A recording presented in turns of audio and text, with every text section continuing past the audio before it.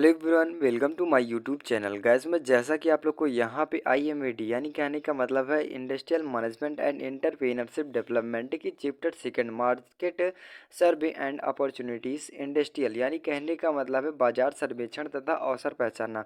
यहाँ पे आपको नेक्स्ट क्लासेस में IMAD के कुछ टॉपिक आपको नेक्स्ट क्लासेस में मिले थे, यानी कहने का मतलब है बाजार क्या होता है और बाजार सर्वेक्षण क्या होता है, इन सभी चीज़ों के बारे में स्टेप बाय स्टेप जाने थे। आज का टॉपिक है, अगर हम किसी प्रोडक्ट में बना रहे हैं तो उसमें जो भी रॉ मटेरियल लगे गए हैं उस किस बेस पे हम चयन करते हैं और यहाँ पे किसी बाजार का किस प्रकार से उसका व्यापार का अवसर पहचानते हैं, इन सभी चीज़ों के बारे में स्टेप बाय स्टेप जानेंगे। तो वीडियो काफ़ी हेल्पफुल होने वाली है, वीडियो लास्ट तक देखना है तभी आप लोग को समझ में आएगा।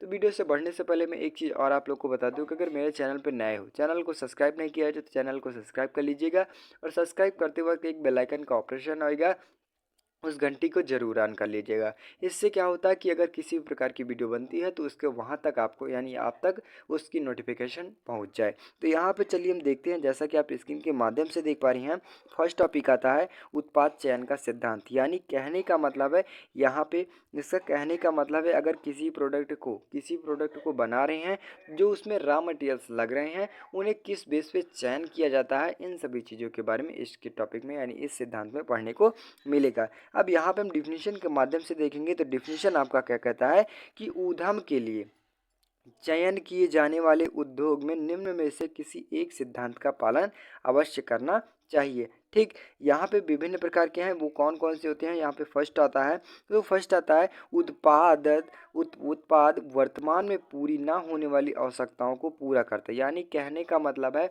इस प्रकार का चयन किया जाए कि जो पहले से यानी कहने से पहले से उसका उस मशीन का निर्माण नहीं किया गया हो। ठीक, पहले से उसका निर्माण ना किया यानी कहने का मतलब है कुछ ना कुछ नई टेक्नोलॉजी का निर्माण करके उस प्रोडक्ट का चयन करना चाहिए। नेक्स्ट आता है वहीं पे, तो उत्पाद ऐसे वर्तमान बाजार की आवश्यकताओं की पूर्ति करता है जहां मांग की सप्लाई में से ज़्यादा हो। यानी कहने का मतलब है वहाँ पे वो प्रोडक्ट बनाएं यानी प्रोडक्ट को बनाकर सेल करें या बेचें कि जहाँ पे उसकी मनुष्य की आवश्यकताएं हैं। ठीक, ये भी यहाँ पे कहने का मतलब है अगर आप किसी भी छोटे से शहर में ले लें, अब वहाँ पे अगर छोटे भी शहर में ले लें और आप 50 रुपए का ब्रेड बना रहे हैं, अब वहाँ से आप लोग दिन भर में लोग व्यक्ति यानी कहने का मतलब है 100 रुपये कमा रहे हैं। अब वहाँ पे अगर आप ये वाला ब्रेड लेके जाके इस गाँव में बेचेंगे तो वहाँ पे क्या होगी, उसकी आवश्यकता यानी कहने का मतलब जिसकी सेलिंग पावर होगी बहुत कम होगी।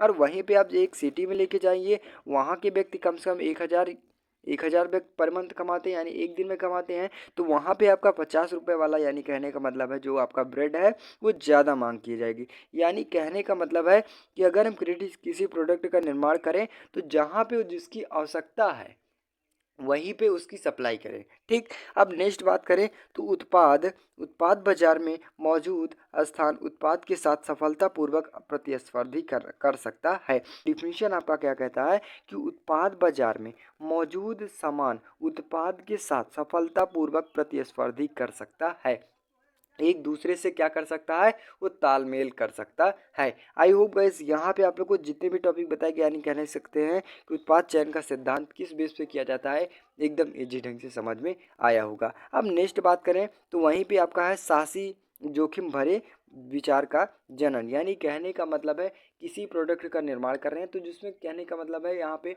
कुछ ध्यान नहीं दिया जाता है कि आपका कि प्रोडक्ट क्या होगा, आपका कम होगा या फिर हानि होगी या फिर लाभ होगी। तो इन सभी चीज़ों को जोखिम उठाने के लिए कहने का मतलब है इस भावनाओं को ना देखते हुए प्रोडक्ट का निर्माण करना ही ये क्या कहलाता है, जोखिम के अंतर्गत आ जाता है।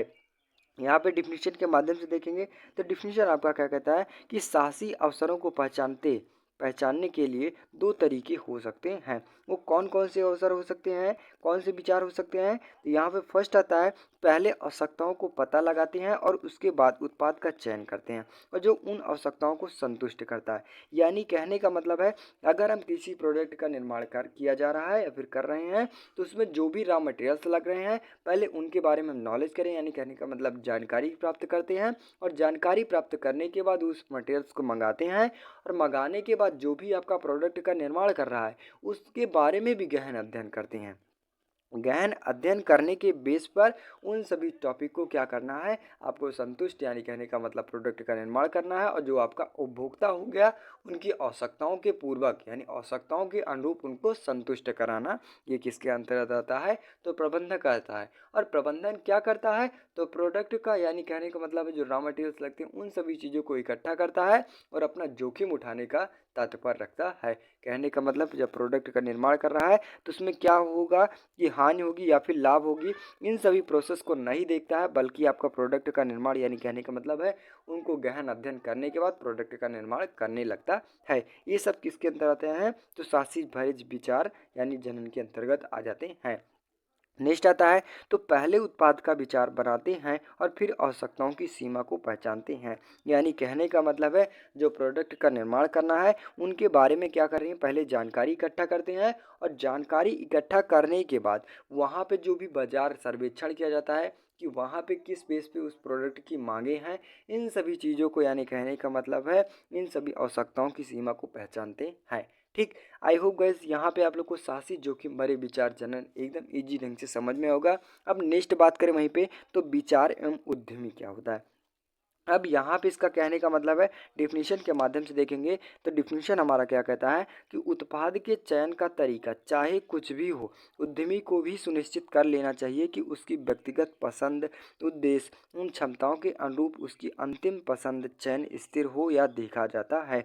यानी कहने का मतलब है तो यहाँ पे किसी प्रोडक्ट का चयन कौन करता है, तो आपका कौन करता है, तो उद्यमी करता है। ठीक। यानी जो उसका निर्माण करेगा, जो उसका निर्माण करवा रहा है वही तो करेगा उसका चयन। अब यहाँ पे इसका कहने का मतलब है वहाँ पे उनकी अपनी आवश्यकताओं के अनुसार, अपनी मनपसंद के अनुसार उस प्रोडक्ट का निर्माण करते हैं। जैसा कि आप लोग को व्यक्तिगत पसंद हो गया, उद्देश्य किस उद्देश्य से उस प्रोडक्ट को बनाया जा रहा है, उनकी क्षमता कितनी होगी, और वहाँ पे अंतिम पद यानी कहने का मतलब है इनपुट से लेकर आउटपुट तक वो प्रोसेस कौन देखता है, तो आपका उद्यमी देखता है। और ये प्रोसेस किसके अंतर्गत क्या किए जाते हैं, तो उद्यमी के अंतर्गत। और उद्यमी अपने मन विचार के अकॉर्डिंग उस प्रोडक्ट का चयन करता है और सारे रॉ मटेरियल्स का इकट्ठा करता है। ये सब किसके अंतर्गत आते हैं, तो विचार एवं उद्यमी के अंतर्गत आ जाते हैं। नेक्स्ट वहीं पे बात करें तो नेक्स्ट जैसा कि आप लोग को देख पा रहे हैं व्यापार का अवसर पहचानना। अब कहने का मतलब है, इसका कहने का मतलब है व्यापार का अवसर पहचानने का कि यहाँ पे किसी प्रोडक्ट का निर्माण किस बेस पर यानी किस समय पर कहाँ किया जाए। अब यहाँ पे आपको एक एग्जांपल के थ्रू ले लिया जाए तो आपको बारिश के महीने में किस चीज़ की आवश्यकता पड़ती है, कंबल की या फिर किस बेस पे, तो यहाँ पे आपको बारिश के महीनों में क्या पड़ता है, ज़्यादा आवश्यकता पड़ती है, तो छतरी की आवश्यकता पड़ती है। अब उसी बेस पे बारिश के महीने में अगर छतरी का निर्माण कर दिया जाए तो जो उपभोक्ता यानी कहने का मतलब है जो खरीदने वाला उपभोक्ता होगा उसकी मांगे ज़्यादा होगी, क्योंकि उनकी आवश्यकता पड़ रही है बारिश के महीने में छतरी की। तो उसी की बेस पर यानी कहने का मतलब है जिस समय, अब वहीं पे सर्दियों में ले लिया जाए तो आपका स्वेटर वगैरह शाल वगैरह ज़्यादा बिकाई देगा, और वहीं पे गर्मियों में ले लिया जाए, गर्मियों में उस प्रोडक्ट का निर्माण किया जाए तो वहाँ पे आपका कहाँ बिकेगा। तो इन सभी चीज़ों को यानी कहने का मतलब है ये सब किसके अंतर्गत आते हैं, तो अवसर पहचाना यानी व्यापार का अवसर किस बेस पर कहाँ भी प्रोडक्ट किस बेस की आवश्यकता है, इन सभी चीज़ों को पहचानना किसके अंतर्गत आ जाता है, व्यापार का अवसर पहचानना आता है। यहाँ पे डिफिनीशन के माध्यम से देखेंगे तो डिफिनीशन आपका क्या कहता है कि किसी नए उद्योग की शुरुआत करना बिल्कुल नया विचार हो सकता है। कोई भी उसका नया विचार लोगों की आवश्यकताओं को, उनके नित्य प्रतिदिन आने वाली समस्याओं को देखकर विचार जनित हो सकता है। अधिकतर परिस्थितियों में नए उद्योग का विचार उद्यमी के मस्तिष्क से पहले मौजूद जानकारी ही उपजता है। वर्तमान नौकरी, व्यापार, व्यवसाय अथवा शौक पर नए विचार जनित हो सकते हैं। इसका कहने का मतलब है अगर हम किसी फैक्ट्री का निर्माण कर रहे हैं तो उनके बारे में हम कहीं यानी कहने का मतलब उनके बारे में हमें कुछ भी जानकारी नहीं होती है। तो सबसे पहले क्या होता है कि उनकी सारी जानकारी प्राप्त करती हैं, और जानकारी की प्राप्त करने के बाद जो आपका व्यापार है, व्यापार किस बेस पे किसकी आवश्यकता है वहाँ पे, ठीक, तो उन बेस पर उस प्रोडक्ट यानी फैक्ट्री में उस प्रोडक्ट का निर्माण करता है।